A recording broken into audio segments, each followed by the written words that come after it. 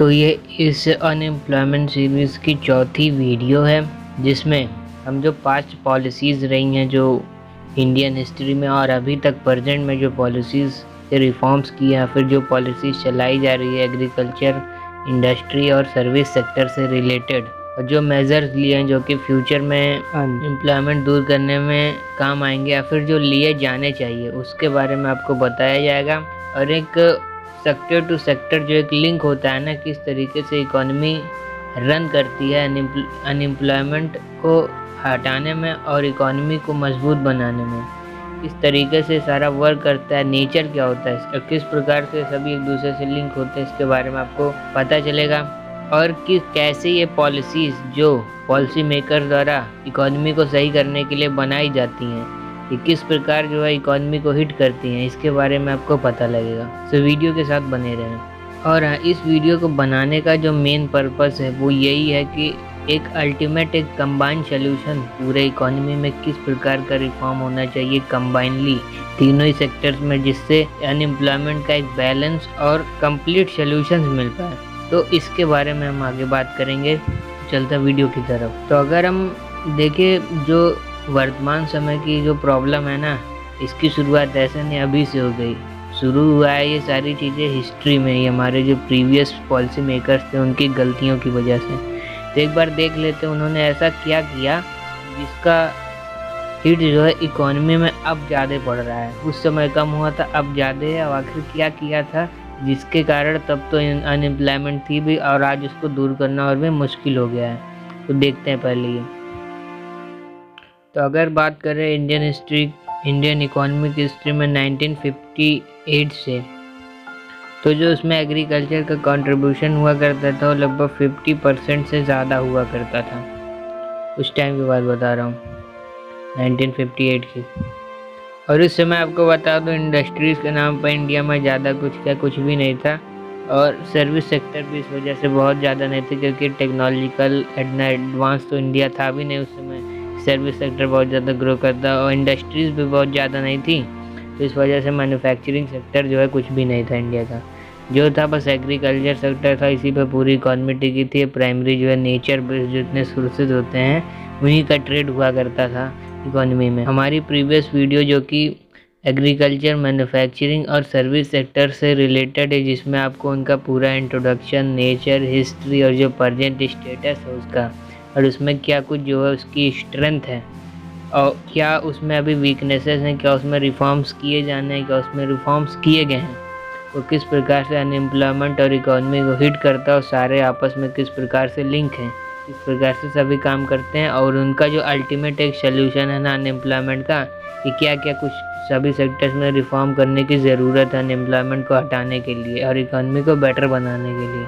इसकी जो है सारी चीज़ें आपको सब कुछ डिटेल पिछले 3 वीडियोस में मिल जाएगा। उन सभी का link I button, and screen, description तीनों में दिया गया है, तो इसे ज़रूर से ज़रूर देख लें। तो भारत की हिस्ट्री से लेके अभी तक जो सबसे बड़ा रीज़न अनएम्प्लॉयमेंट का है ना, वो मैन्युफैक्चरिंग सेक्टर ही है, क्योंकि सर्विस सेक्टर में इंडिया अभी टेक्नोलॉजी में अभी तो एडवांस, लेकिन पिछले कुछ सालों में फिर हिस्ट्री से अभी तक देखें तो इंडिया टेक्नोलॉजी में एडवांस नहीं था कि टेक्नोलॉजी के बल पर या फिर IT के बल पर जैसा कि आज है इंडिया जो है सर्विस सेक्टर का अपनी इकोनॉमी को ग्रो करवा ले। मैन्युफैक्चरिंग सेक्टर यानी गुड्स जो है, इंडिया में पॉपुलेशन ज़्यादा थी, डिमांड थी, पूरे वर्ल्ड में डिमांड थी। चाइना जैसी जो है वर्ल्ड फैक्ट्री नहीं थी, इंडिया के पास एक स्कोप ज़्यादा था, लेकिन मैन्युफैक्चरिंग सेक्टर जो है ना वो ग्रो नहीं हो पाया, क्योंकि इंडिया की जो पॉलिसीज़ जो है बड़ी ख़राब थी। इन पॉलिसीज़ के बारे में अभी मैं आपको आगे बताऊंगा। एक मोटी बात आपको बताता हूँ मैन्युफैक्चरिंग क्यों नहीं ग्रो हुई, क्योंकि वो जो है प्राइमरी और मैन्युफैक्चरिंग सेक्टर, इन दोनों का जो एक कॉम्बिनेशन होता है ना, इन दोनों के कॉम्बिनेशन, अगर इन दोनों में कोऑर्डिनेशन रख के काम किया जाता है, क्योंकि सर्विस सेक्टर का कुछ खास उस समय हिस्ट्री में जो है रोल रहा नहीं था, आज है। लेकिन अगर पहले की इकोनॉमीज़ में देखें तो इंडस्ट्री जो है बड़ी चीज़ हुआ करती थी, और आज भी है, लेकिन आज उसी के साथ सर्विस सेक्टर भी है, लेकिन उस टाइम इंडस्ट्रीज हुआ करती थी, उनका जो रुतबा था और किसी का नहीं था। तो इंडस्ट्रीज ग्रो नहीं है बिकॉज प्राइमरी और मैन्युफैक्चरिंग सेक्टर ये दोनों में जो है कोऑर्डिनेशन नहीं बैठाया गया। मतलब आप प्राइमरी सेक्टर में कैसे डिमांड, जॉब, सप्लाई सब कुछ मेंटेन करते हैं और उसे ट्रांसफ़र करते हैं मैन्युफैक्चरिंग सेक्टर में। मैन्युफैक्चरिंग सेक्टर में यहाँ से सब कुछ सारी चीज़ें बनाई जाती हैं, कैसे प्राइमरी चीज़ों के रॉ मटेरियल को मैन्युफैक्चरिंग में कम दामों में यूज़ करके पर यूनिट कॉस्ट को घटाते हैं, किस प्रकार के मार्केट को मैनेज करते हैं दोनों ही सेक्टर्स को। तो जो मैन्युफैक्चरिंग सेक्टर, प्राइमरी सेक्टर में जो डिमांड और सप्लाई को मेंटेन करने के लिए जो कोऑर्डिनेशन होता है ना, वैसा कोई कोऑर्डिनेशन नहीं बनाया गया था। और दूसरी चीज़ है कि जो एक्सपोर्ट पॉलिसीज़ थी इंडियन इकोनॉमी में, जो प्राइमरी सेक्टर है उनकी चीज़ों को एक्सपोर्ट करने की, वो जो है बहुत ज़्यादा ख़राब थी। जो रॉ मटेरियल भारत को यूज़ करना था मैन्युफैक्चरिंग सेक्टर में, वो उसे बहुत ही ख़राब एक्सपोर्ट पॉलिसीज़ के साथ कम दामों में ही बाहर को एक्सपोर्ट कर दिया करते थे, जिस कारण यहाँ पर कॉस्ट यूनिट बढ़ी। इंडस्ट्रीज लगाने के लिए जो पॉलिसीज़ और जो ईज़ ऑफ डूइंग बिजनेस पे काम करना था वो नहीं हुआ, तो इस कारण जो भारत में मैन्युफैक्चरिंग सेक्टर फैल नहीं पाया। दूसरी चीज़ है मैन्युफैक्चरिंग सेक्टर में स्किल की कमी, स्किल जो है ज़्यादा रखना पड़ता है, स्किल्ड पीपल्स की ज़रूरत होती है। लेकिन भारत में एजुकेशन उस समय उतनी अच्छी नहीं थी, आज भी नहीं है, लेकिन अब तो बहुत ज़्यादा काम हो रहा है। न्यू एजुकेशन पॉलिसी का रिफॉर्म भी तो अब लाया जा चुका है, लेकिन उस समय ऐसा नहीं हुआ करता था। इसका आज के मुकाबले उस समय एजुकेशन और भी ज़्यादा ख़राब थी, लिटरेसी ज़्यादा थी। जो बिजनेस को करने के लिए इंडस्ट्रीज़ में इनोवेशन और प्रोडक्टिव माइंडसेट और जो सेल्फ एम्प्लॉयमेंट की मेंटालिटी होती है ना, इसे लाने के लिए चाहिए होता है एजुकेशन। एजुकेशन भारत में था नहीं, इस वजह से जो है ऐसा कुछ हो नहीं पाया, इनोवेशन भी नहीं हो पाया। इसके साथ भारत में सस्ती और लेबर तो थी, लेकिन बात ये थी कि जब इंडस्ट्रीज़ ही नहीं रहेंगे तो लेबर क्या करेंगे, और लेबर्स के लिए भी आसान था क्योंकि जो natural resources, Bharat resource rich country थी, तो उस समय अधिकतर सारे वर्कफोर्स जो है सब कुछ प्राइमरी सेक्टर में ही लगे रहते थे। हर कोई इंडस्ट्री से सर्विस में कोई आना नहीं जाता था क्योंकि स्किल्स अपॉर्चुनिटी दोनों ही नहीं थे। उसका जो है असर आज भी दिखता है। आज भी भारत में सबसे कम जो है जीडीपी में कंट्रीब्यूशन प्राइमरी सेक्टर या फिर एग्रीकल्चर सेक्टर का, और सबसे ज़्यादा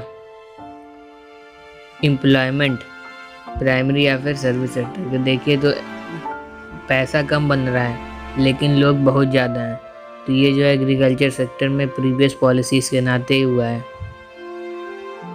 और दूसरी चीज़ थी भारत में मैन्युफैक्चरिंग सेक्टर का ना आ पाना, कि हम अपने जो हमारा जो कि भारत जो प्रोडक्ट को नहीं, प्रोड्यूसर्स को जो प्रोड्यूस करते थे सारी चीज़ों को, उन प्रोड्यूसर्स को ही एक्सपोर्ट कर दिया, ना कि प्रोडक्ट को एक्सपोर्ट करे।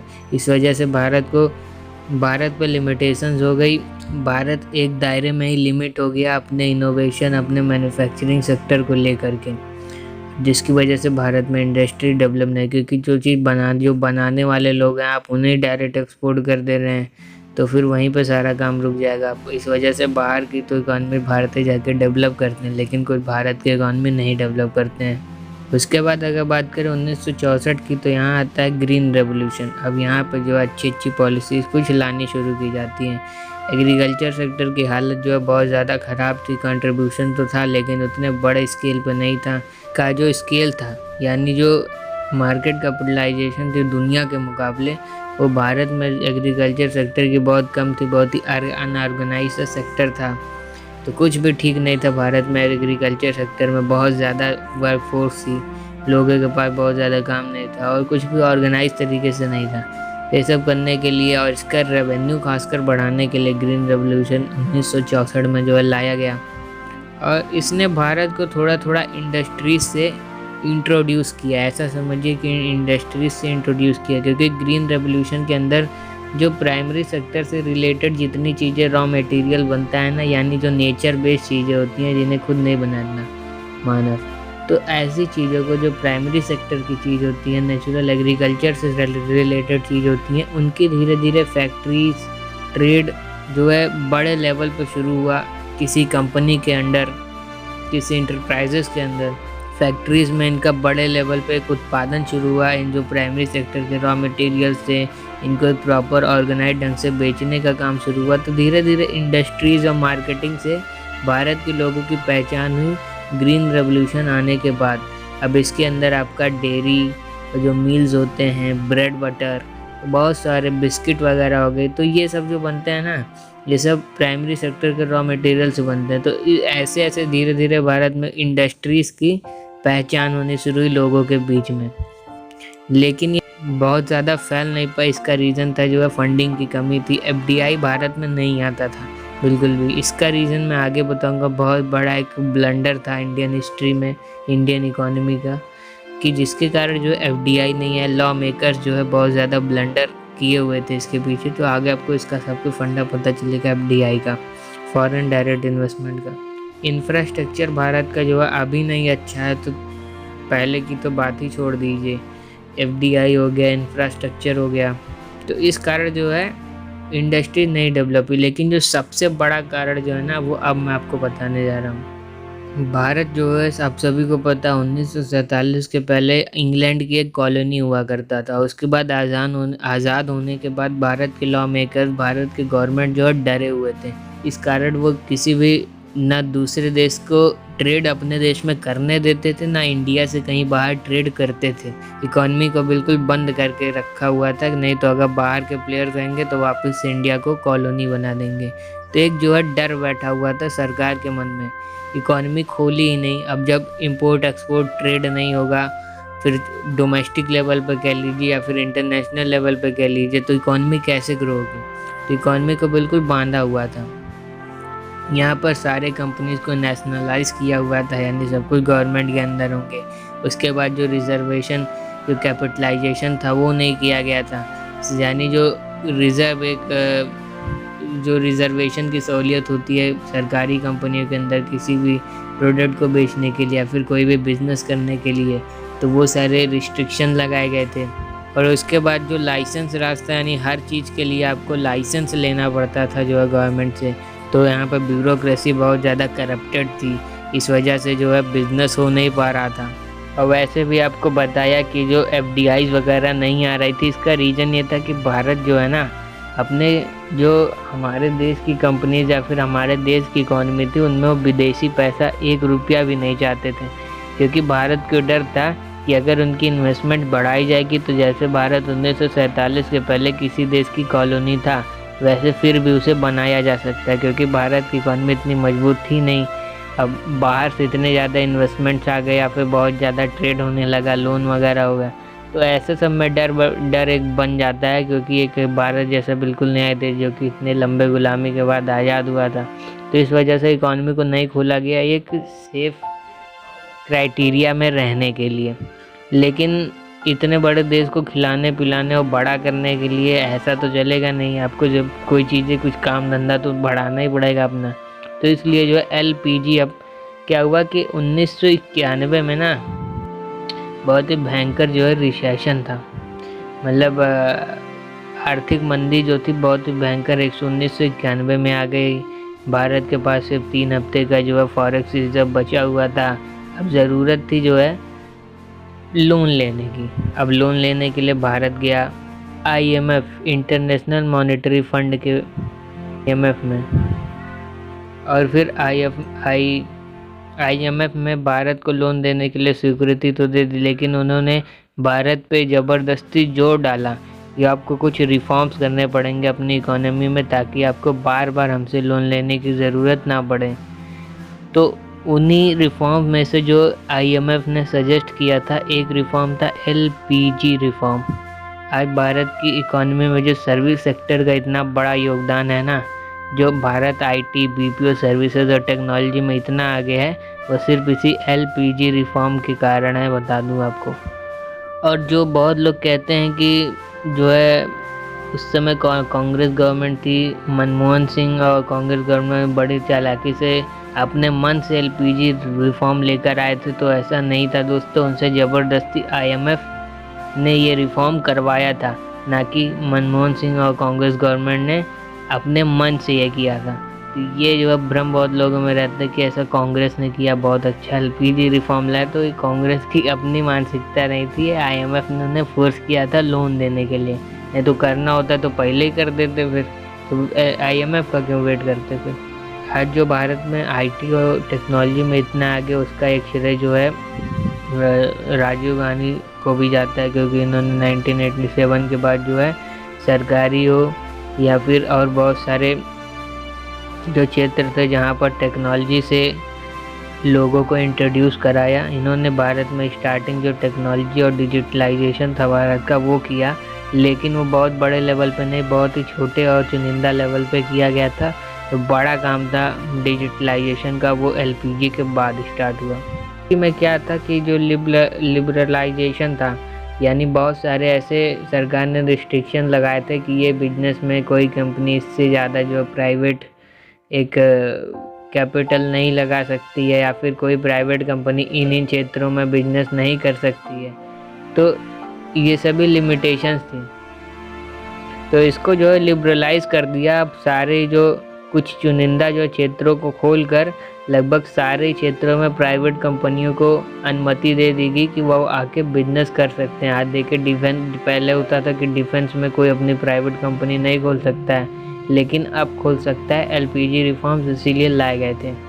अब अभी देखिए एक रिस्ट्रिक्शन थी स्पेस एजेंसीज को लेकर कि कोई प्राइवेट कंपनी भारत में स्पेस एजेंसी नहीं चला सकती है, लेकिन मोदी सरकार ने वो हटा दिया। तो भारत में एरो रूट ऐसे करके बहुत सारी भारत में भी अब स्पेस एजेंसी जो प्राइवेट हैं वो खुलने लग गई हैं। तो एलपीजी रिफॉर्म में पहला जो लिबरलाइजेशन का काम किया गया, दूसरा जो प्राइवेटाइजेशन का काम किया गया, यानी जो नेशनलाइज, यानी जो सरकार के अंडर में जो कंपनी, राष्ट्रीय कंपनी थी, उनको जो प्राइवेटाइज कर दिया गया। अब इसके अंदर क्या क्या आप जानते ही हैं कि जो सरकारी कंपनीज होती हैं ना, वहाँ पे क्या होता है कि एम्प्लॉयज़ काम धंधा नहीं करते, 7 घंटे करते हैं और उसके बाद फिर चले जाते हैं। और वो क्या होता है, कंपनी सारी चली जाती हैं लॉस में। अब कोई भी कंपनी बढ़ेगी, उसकी ग्रोथ होगी तो ही वहाँ पे एम्प्लॉयमेंट जनरेट होगी। नहीं तो अगर कोई कंपनी घाटे में जा रही है, तो अगर वहाँ पे पोस्ट खाली भी है तब भी वहाँ पे पोस्टों को नौकरी देकर नहीं भरा जाएगा, क्योंकि कंपनी जब ऑलरेडी आपका नुकसान में जा रही है तो क्यों कोई पोस्ट भर के और भी नुकसान उठाए। तो इस वजह से जो है एक तो अनएम्प्लॉयमेंट बढ़ रही थी, दूसरा इकॉनमी भी नहीं बढ़ रही थी। तो इसको ख़त्म करने के लिए क्या कर दिया, प्राइवेटाइज कर दिया गया। जो सरकारी कंपनियां होती हैं वो इसी नाते बिला जाती हैं, मतलब इसी नाते ग्रो नहीं कर पाती हैं, क्योंकि वहाँ पर जो कर्मचारी होते हैं ना वो बहुत ही आलसी होते हैं। उनको पता होता है काम करो ना करो पैसा मिलना है, तो बिना काम करते हैं। जो पॉलिसी मेकर्स होते हैं वो भी सोते रहते हैं। कंपनियां जो है सरकार से पैसा लेती रहती हैं अपना नुकसान पूरा करने के लिए, सरकार सारा नुकसान उठाती है और इस तरीके से जो अनएम्प्लॉयमेंट है वो भी बढ़ती है, क्योंकि जब जो कंपनी लॉस में होगी और ज़्यादा एम्प्लॉय भरेगी नहीं, और जो इन्वेस्टमेंट होता है वो भी डूब गया, इकॉनमी भी नहीं बढ़ी। सरकारी कंपनीज में ये सारी दिक्कतें होती है, सारी होते हैं बस सिर्फ हमारी वजह से, क्योंकि जो लोग सरकारी कंपनीज में काम करते हैं वो जाके सोते हैं, बस काम धंधा नहीं करते हैं। इस वजह से हमारी गलती वजह से सब होता है, सरकार की इसमें कोई गलती नहीं। सरकार ने क्या किया, इनको प्राइवेटाइज कर दिया। अब जाहिर सी बात है जो लॉ मेकर्स और जो एम्प्लॉयज़ हैं कंपनी के वो काम करेंगे ढंग से, कंपनी बढ़ेगी, नए लोगों को एम्प्लॉय करेगी, कंपनी की ग्रोथ होगी, इकॉनमी की ग्रोथ होगी। तो ऐसे ग्रोथ होता है प्राइवेटाइज करने के बाद। तो इस वजह से सारी कंपनीज को कर दिया भैया प्राइवेट, और अब कर दिया ग्लोबलाइजेशन। पहले क्या होता था कि भारत जो है चीज़ों को इंपोर्ट करता था, वो भी बहुत ज़्यादा मात्रा में नहीं करता था। इस वजह से भारत डिजिटलाइजेशन में थोड़ा पीछे हो गया, क्योंकि बहुत ज़्यादा मात्रा में जो है नहीं करता था इंपोर्ट या फिर एक्सपोर्ट। लेकिन इंपोर्ट तो थोड़ी बहुत चीज़ें कर भी लेता था, लेकिन एक्सपोर्ट वाली चीज़ तो बिल्कुल ना के बराबर थी। लेकिन इस ग्लोबलाइजेशन के बाद अब भारत की कंपनीज़ को ऐसी सहूलतें, ऐसा रिफॉर्म देने लग गए और इस तरीके से जो है उन्हें रन करने लग गया कि अब वो इंटरनेशनल लेवल पे जो है खुद को रिप्रेजेंट कर रही थी, इंटरनेशनल ट्रेड कर रही थी और एक वर्ल्ड लेवल पे खुद को इस्टेब्लिश कर रही थी। खैर अभी ग्लोबलाइजेशन का काम पूरा नहीं हुआ है। जो इंटरनेशनल लेवल पे, वर्ल्ड लेवल पे अगर कंपनीज़ की बात करें तो उनमें चाइना और अमेरिका की कंपनी जो है बहुत आगे हैं इंडिया से, तो अभी इसमें काम करना बाकी है। खैर लिबरलाइजेशन और प्राइवेटाइजेशन पर अच्छा काम किया गया है, ग्लोबलाइजेशन पे किया जा रहा है। इसके बाद जो इंडियन इकोनॉमी का सेकंड जनरेशन रिफॉर्म किया गया वो अटल बिहारी वाजपेयी के टाइम पे किया गया, और ये रिफॉर्म भारतीय इकोनॉमी में अब तक का सबसे बढ़िया रिफॉर्म इन्हीं के द्वारा किया गया है, ये बता दूं आपको। और इसमें क्या किया गया कि कंपनियों को उनके प्रोडक्ट पर अपनी मर्जी से प्राइस तय करने की छूट दे देगी। उसके पहले जो भी प्राइस होगा वो सिर्फ सरकार तय करेगी किसी भी प्रोडक्ट का, लेकिन जो अब प्राइवेट कंपनियां थी वो अपना प्राइस खुद से अपने हिसाब से तय कर सकती थी। अब इससे क्या हुआ कि कंपनियों का जो है प्रॉफिट बनाने की जो माइंडसेट होता है ना, वो और भी इंक्रीज़ हो गया, क्योंकि अब कंपनियां बहुत ज़्यादा ओनरशिप रिटेन करती थी खुद में ही। तो इस वजह से जो एक मार्केटिंग होती है ना किसी भी चीज़ को बेचने की और मार्केट ग्रैब करने की, मार्केट कैपिटलाइजेशन की, ग्रोथ करने की, ऐसी मेंटालिटीज़ प्राइवेट कंपनीज में और भी ज़्यादा बढ़ गई। और इसकी वजह से जो उनके कंपटीशन से डील करने या फिर मार्केट ग्रैब करने की जो स्ट्रेटजीज थी ना, वो अपने तरीके से वो बना सकते थे, जिससे उनका प्रॉफिट और भी बढ़ता चला गया, जो कि इकॉनमी में भी अच्छा साबित हुआ। नहीं तो इसके पहले जो है कंपनियां अच्छे से परफॉर्म इसलिए भी नहीं करती कि क्योंकि उनका मोरल डाउन होता था और उन्हें पता होता था काम चाहे जितना करो, लेकिन क्योंकि वो अपने हिसाब से जो है अपने प्रॉफिट को कस्टमाइज नहीं करती थी रेट तय करके, तो इस वजह से वो कहीं ना कहीं लैग कर जाती थी जो एक मार्केटिंग स्ट्रेटजीज होती हैं, मार्केट कैपिटलाइजेशन होता है, वो करने में। लेकिन अब इसकी दिक्कत जो प्राइवेट कंपनी से हट गई थी, क्योंकि अब वो इस चीज़ के लिए इंडिपेंडेंट हो गए थे कि किसी भी मार्केट में किसी भी प्रोडक्ट को किस तरीके से कितने रेट पर रख के कस्टमाइज़ करना है या फिर ज़्यादा रेट रखना है, कितना ज़्यादा रेट रखना है अपने प्रॉफिट को इंक्रीज़ करने के लिए, अपने कंपटीशन को बैलेंस करने के लिए, अपने प्रोडक्ट या फिर कंपनी को सरवाइव कराने के लिए। तो हर चीज़ के लिए वो इंडिपेंडेंट हो गई थी और कंपनियों का मोरल बहुत हाई होने लगा था इससे। और फिर ये डोमेस्टिक लेवल की प्राइवेट कंपनियां जो है अपनी इन्हीं मार्केटिंग स्ट्रेटजीज का यूज आगे ग्लोबल लेवल पर करती थी, जिसके कारण भारत ग्लोबल लेवल पर भी अब अपने कंपनीज को रिप्रेजेंट करने लग गया था। अब तो इस चीज़ पे और भी ज़्यादा अच्छे से काम हो रहा है ग्लोबलाइजेशन पे, और खुद को बहुत ही अच्छे से रिप्रेजेंट और compete कर सकती थी अब कंपनियां इंटरनेशनल मार्केट में, क्योंकि ऑलरेडी वो बहुत ज़्यादा मार्केटिंग स्ट्रेटजीज और जो खुद की इंडिपेंडेंस होती है उसको एंजॉय कर चुकी थी डोमेस्टिक लेवल पे। तो ये बहुत अच्छा काम किया गया वाजपेयी जी के टाइम में। और दूसरा जो रिफॉर्म था कैपिटल रेस करने का था। पहले क्या था, कंपनियों के पास एक रिस्ट्रिक्शन होती थी, कोई इससे ज़्यादा फंडिंग वो बिजनेस में नहीं लगा सकते हैं प्राइवेट कंपनियों के ऊपर। लेकिन अब जो है वाजपेयी जी के इस रिफॉर्म के बाद या तो दायरा दिया गया था या तो लिमिटेशन ख़त्म कर दिया गया था, जिसके कारण वो अपने प्रॉफिट गेन को बढ़ाने के लिए अपनी स्ट्रेटजीज बनाने के साथ साथ, प्राइस तय करने के साथ साथ, वो अपनी कैपिटल को भी अनलिमिटेड मात्रा में बढ़ा सकती थी। यानी ऐसा नहीं है कि अगर वो प्राइस बढ़ा के पैसा कमा रही हैं तो उसे इन्वेस्ट करने के लिए उनके पास कुछ हो ही ना, वो अपने बिजनेस में उसे इन्वेस्ट कर सकती हैं, जिससे कि कंपनी और भी ज़्यादा ग्रो करती। ये जो है ग्रोथ का एक बहुत ही बढ़िया सा रास्ता खोल दिया था वाजपेयी जी ने। किसी भी कंपनी को बड़ा बनाने का ये एक लाइसेंस मिल गया था गवर्नमेंट की तरफ से। जब ये पॉलिसी नहीं तो उस टाइम क्या होता था कि अगर कोई भी कंपनी प्रॉफिट में है तब भी वो अपने फुल पोटेंशियल तक ग्रोथ नहीं कर पाती थी, क्योंकि उनको अपने प्रॉफिट को कैपिटल में फिर से लगाने के लिए इंडिपेंडेंस थी ही नहीं, वो रिस्ट्रिक्टेड थी, जिसके कारण प्रॉफिट कमाने के बाद वो उसे फिर से रीइन्वेस्ट करके अपनी कंपनीज एम्प्लॉयमेंट ग्रोथ और अर्निंग को और भी ज़्यादा बढ़ाने के काबिल नहीं थी। लेकिन अब ये चीज़ बदल चुकी थी। इसके बाद में मनमोहन सिंह के बारे में हो तो इनकी जो गवर्नमेंट 2014 तक चलती है, जिसमें इन्हें काम करना था जो है मैन्युफैक्चरिंग सेक्टर पे और ग्लोबलाइज करने पे इंडियन इकोनॉमी को। लेकिन उन्होंने इस पर ज़ीरो काम किया है और इसी का रीज़न है आज अनएम्प्लॉयमेंट। तो जो आज वर्तमान समय में अनएम्प्लॉयमेंट का जो सबसे बड़ा रीज़न है ना, यही मनमोहन सिंह का टेन्योर है, जिनको इकोनॉमिक रिफॉर्म्स के लिए काम करना था 2004 से लेकर 2014 के बीच में। तो अब तक जो अगर इन्होंने काम कर दिया होता तो इंडिया की इकॉनमी अब तक 10 ट्रिलियन को पार कर गई होती। ये जानिए 10 नहीं तो 8 ट्रिलियन तो कम से कम पार कर गई होती, और भारत में आज अनएम्प्लॉयमेंट की दिक्कत इतनी ज़्यादा नहीं होती, और प्रेजेंट गवर्नमेंट भी जो है सहूलियत में रहती। लेकिन इन्होंने ऐसा नहीं किया। अब बात करें कि प्रेजेंट गवर्नमेंट यानी मोदी जी की गवर्नमेंट की, तो इन्होंने जो है अभी मैन्युफैक्चरिंग सेक्टर को ग्रो करने, और इसके अगर बात करें मोदी गवर्नमेंट की तो उन्होंने ग्लोबलाइजेशन और जो मैन्युफैक्चरिंग इंडस्ट्री इसको बढ़ाने के लिए बहुत सारे मेजर्स लिए हैं। और 2014 से इन्हें पता चल गया है इंडियन इकोनॉमी की कमज़ोरी, और ये लगातार इसी को ठीक करने में जो है लगे हुए हैं, जैसे कि डिमोनेटाइजेशन हो गया, या फिर make in India movement, MSME को आगे बढ़ाना, आत्मनिर्भर Bharat, ease of doing business में रैंक बढ़ाना, एफडीआई लाना, फॉरेक्स रिजर्व को बढ़ाना, सभी प्राइवेट कंपनी को नए नए फील्ड्स में बिजनेस करने की छूट देना, भारत में डिफेंस इंडस्ट्री बढ़ाना, और अपने देश की कंपनियों को इंटरनेशनल लेवल पे रिप्रेजेंट करना।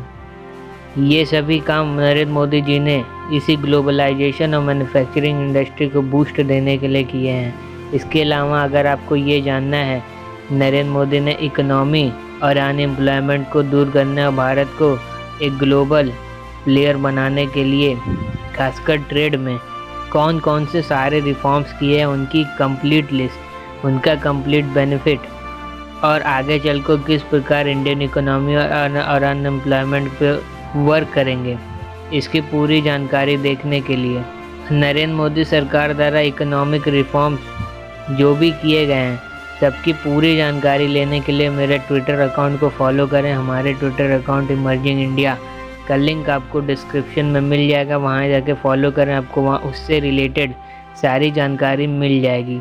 आपको चाइना के बारे में खास बात बता दूं, एलपीजी या फिर ग्रीन रेवोल्यूशन से लेकर, खासकर एलपीजी से लेकर ग्लोबलाइजेशन और मैन्युफैक्चरिंग सेक्टर को बूस्ट करना, मैन्युफैक्चरिंग सेक्टर के स्ट्रेंथ को पहचानना, इकॉनमी बैलेंस करना, अनएम्प्लॉयमेंट दूर करना, ये जितने भी काम भारत अब कर रहा है या फिर 1991 से शुरू किया है, चाइना ने उसे 1970 से शुरू कर दिया था, और सन 2000 तक जो काम हम अभी कर रहे हैं यानी मैन्युफैक्चरिंग को बढ़ाना और अपने कंपनीज को ग्लोबल लेवल पर रिप्रेजेंट करना, ग्लोबल प्लेयर बनाना अपने कंपनीज को, ये काम चाइना सन 2000 से ही स्टार्ट कर चुका था। आवाज़ उस मुकाम पर जहाँ पर हम आगे आने वाले 15 से 20 सालों में पहुँचेंगे। तो चाइना में ये सारे काम लगभग 30-20 साल पहले ही होने लगे थे, जो कि भारत में अब शुरू हुए हैं। तो ये सारा सीन है primary sector, secondary sector, tertiary sector की जो है हिस्ट्री, इम्पोर्टेंस, सारा इंट्रोडक्शन, वीक पॉइंट, स्ट्रेंथ, क्या लिंक है उनका एक दूसरे से, अनएम्प्लॉयमेंट में कैसे योगदान करेंगे, इकॉनमी को कैसे बढ़ाते हैं, उनका नेचर, सब कुछ समझने के लिए, सारी इंफॉर्मेशन के लिए तीन वीडियोस हैं। उन तीनों का लिंक जो है आपको डिस्क्रिप्शन में मिल जाएगा, आई बटन एंड स्क्रीन पर भी है, तो तीनों को आप वहां से एक्सेस कर सकते हैं। सभी 4 वीडियोस के लिंक इंक्लूडिंग दिस वीडियो आप कहीं से भी किसी भी वीडियो को एक्सेस कर सकते हैं इस सीरीज़ की किसी भी वीडियो से।